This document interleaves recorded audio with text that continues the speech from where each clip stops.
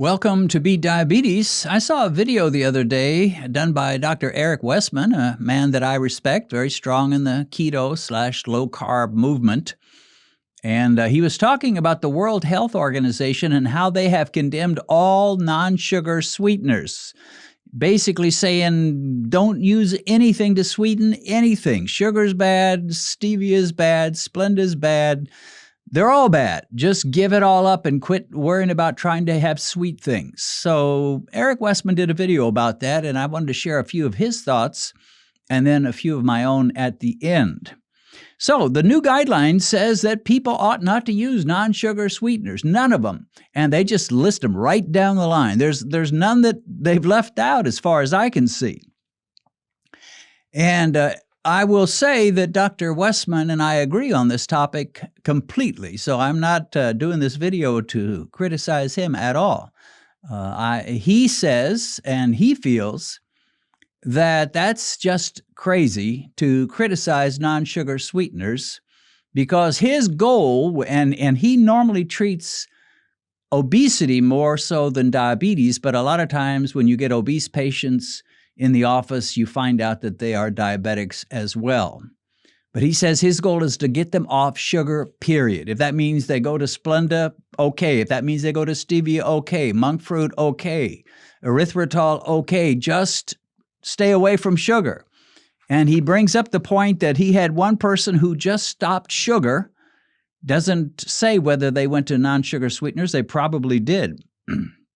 But they came off 180 units of insulin a day by just stopping sugar. So it is powerful. When you weigh sugar versus non-sugar sweeteners, we know one thing for sure. Sugar raises blood sugar, which raises insulin. Non-sugar sweeteners generally do not hardly at all raise blood sugar or insulin. At least not much insulin. They may raise it just a bit as your body gets tricked. Anyway, his attitude is when these people come into my office, they're obese, they're desperate, they may be diabetic, and they're wanting the quickest route to get away from all of those things and to get back into a healthy state. And he says, if I can get them off sugar, even if it means they're taking Splenda or NutraSweet or whatever, I'll do it. And I concur. He says, get the sugar out of the drinks and the blood sugar doesn't go up. The insulin doesn't have to come up to lower the blood sugar. In other words, he would much rather see someone drink a diet soda than a regular soda. Now, I know there are people that just think diet sodas are just straight from the evil one. But compared to a sugared soda, diet soda doesn't hold a candle. I mean, it does not raise your blood sugar. It doesn't mine anyway, and doesn't most people. So Dr. Westman, when he has somebody come into his office and they're obese and maybe diabetic, his big goal is to get them off sugar and generally off starches as well and off fruit as well. So anything that raises blood sugar is the enemy. And if you don't raise blood sugar, you fall into the camp of, quote, not the enemy. So you got the enemy and not the enemy. Who's the enemy? Fruit is the enemy. Potatoes are the enemy. Rice is the enemy. Bread is the enemy. Pasta is the enemy. Why are they all the enemy? They raise blood sugar. Who's not the enemy? Diet sodas are not the enemy. And desserts that are sweetened with anything but sugar are not really the enemy. Now, you can debate all day long about the fact they may not be real healthy for you. But we know one thing, and that is sugar is a killer. Sugar is a monster. All right, that's the study. That's the video I saw. There'll be a link in the description if you want to watch Dr. Westman go into this. It's about a 20-minute video. Now, let me give you some of my thoughts. First of all, I would be a hypocrite if I told you never use non-sugar sweeteners. And the reason I would be a hypocrite is because I use them. And I've been using them since 2002. Before that, I just had sugar. I had sugary sodas. I didn't drink diet sodas too much.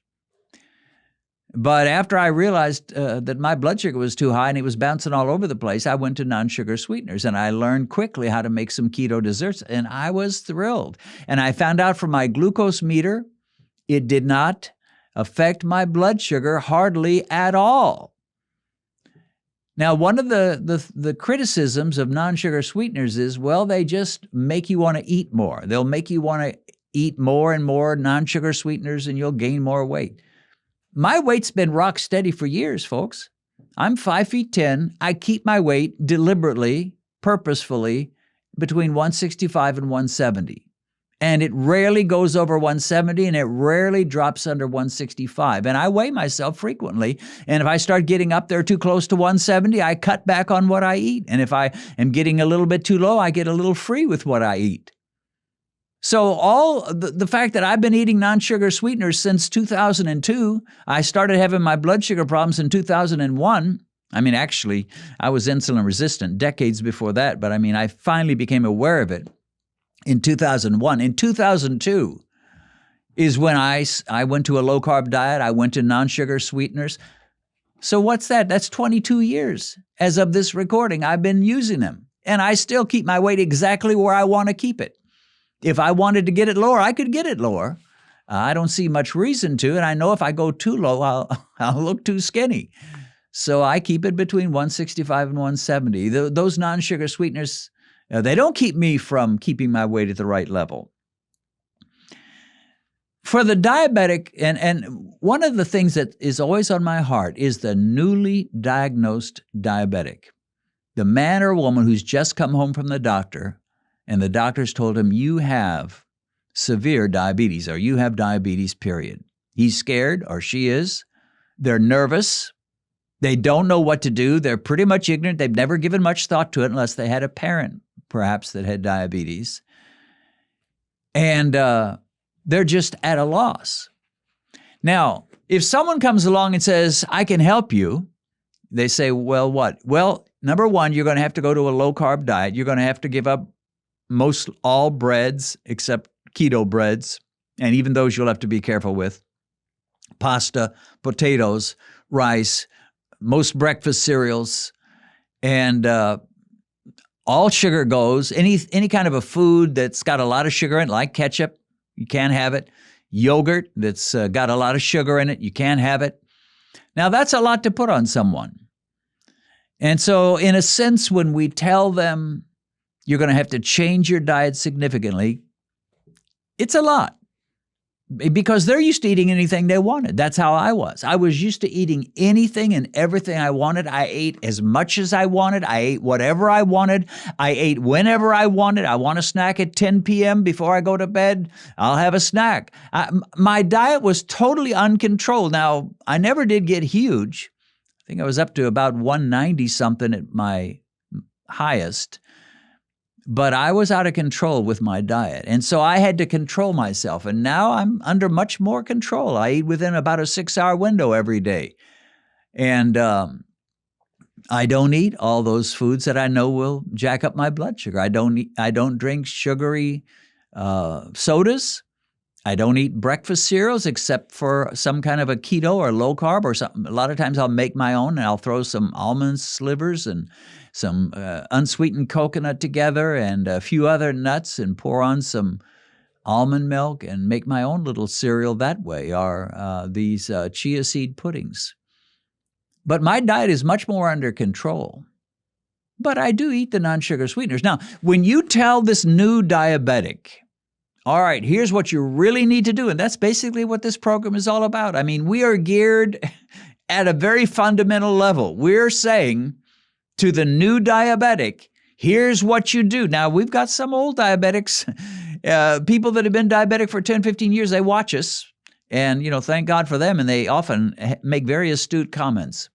But we're really focused on the new diabetic. It's kind of like this. Imagine you have a house in the middle of a forest, and there's a forest fire all around your house, and the fire is coming to you from one direction and then another direction. Your house is soon going to be encircled with flames and fire and death and destruction. And you get someone calling you on the phone from the Forest Service saying, you've got to get out of your house right now. Well, it's not time to take stock of what you want to bring with you. And well, I've got some favorite books I want to stash in the car, and I've got to take my computer. And I've got this photo of me and Johnny Cash from 35 years ago. I've got to bring that. It's not time to take stock of what you want to bring with you. You just get in the car and you go from your house that's quickly being encircled by flames to a place of safety where there's no danger of fire. That's what you do. That's the smart thing you do. Now, when you've come home from the doctor and he's told you you have diabetes, you're in that house that's being surrounded by flames. And you got to get out of there. So when we tell you you've got to change your diet, you've got to do a low carbohydrate diet. Carbohydrates drive blood sugar.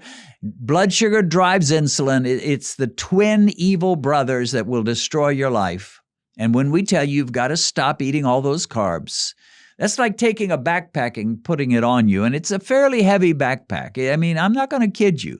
There are some sacrifices to beating diabetes. You can't just do it and live the way you used to live. If you think you can, you're living in a fantasy land. But here's the problem with some. Some go farther than that. Some say, yeah, you got to do the low carb, you got to do the keto, but also you can't have any non-sugar sweeteners, so nothing sweet can ever touch your mouth. They put another backpack on you. And then they give you some new idea. Well, you can't have any meat that hasn't, where the cows haven't been grass-fed. And they put a new backpack on you. And they start giving you one thing after another until you've got like 8 or 10 other backpacks that you don't really even need. You just need that first one. You need to go the low carb and time restricted eating. In other words, get out of your house, get in your car, and get out of that area where the fire is burning. Then after you get out, if you want to add a backpack or two to your life and you want to make some changes and say, well, I'll never eat any non-sugar sweetener again, that's on you. I'm not going to tell you you should eat them. I'm just going to say you don't have to avoid them to beat diabetes.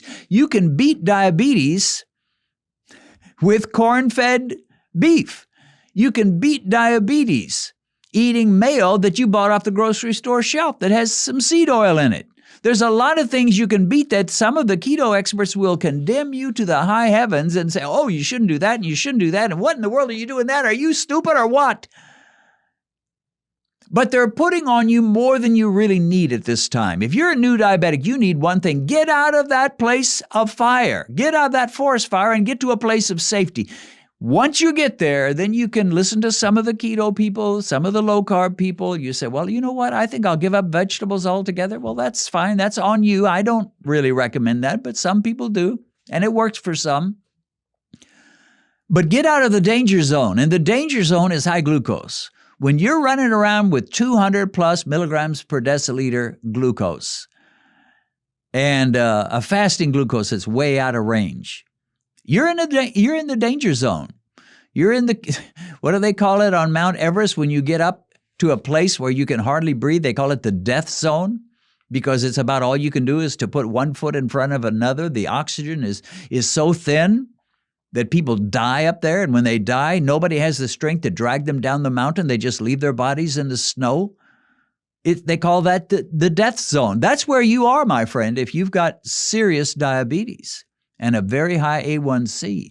Get out of the death zone, and if it takes some Splenda or some Stevia or whatever non-sugar sweetener you want to use, by all means, use it to avoid sugar.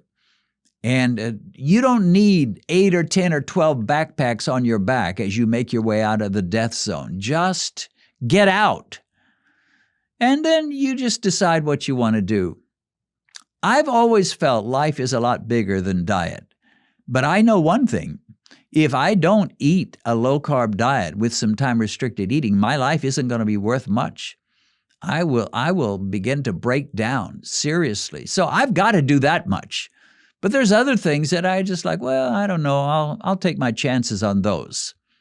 So yeah, I do use non-sugar sweeteners. I do not always look for, in fact, I never look for grass-fed beef. There's a lot of rules I break according to the keto purists. But one rule I will not break, I will make sure that my A1C comes out in a good shape and my fasting glucose comes out in a good number. Right now, my fasting glucose is normally below 100. My A1C last one was 5.0. And with that, I'm pretty satisfied. I'll take my chances. My goal is not to live to be 120 years old and then finally die in my sleep. If I can make it into my 80s with good health and a sharp mind and mobility and decent eyesight and hearing, I'm pretty satisfied. Then however long the Lord has for me, that's fine. But life is bigger than your diet, but your diet is important, especially if it's destroying your life. I want you to know that I have another YouTube channel. It's called by my name, Dennis Pollock, and on this channel, my wife Benedicta and I teach the basics of the Bible in a simple, user-friendly fashion. Normally, on Mondays, I post what I call a video devo, in which I take various Bible topics and share scriptures to help you understand the subject a little better. On Thursdays, I post Bible studies by Benedicta and me as we sit at our dining room table and discuss various portions of the Scriptures. We cover book studies and Bible character studies. So catch me on Mondays sharing devotional talks, and Benedicta and me on Thursdays as we study the greatest book in the world, the Bible. Check in the description to find a link to our Bible teaching channel, which is called by my name, Dennis Pollock.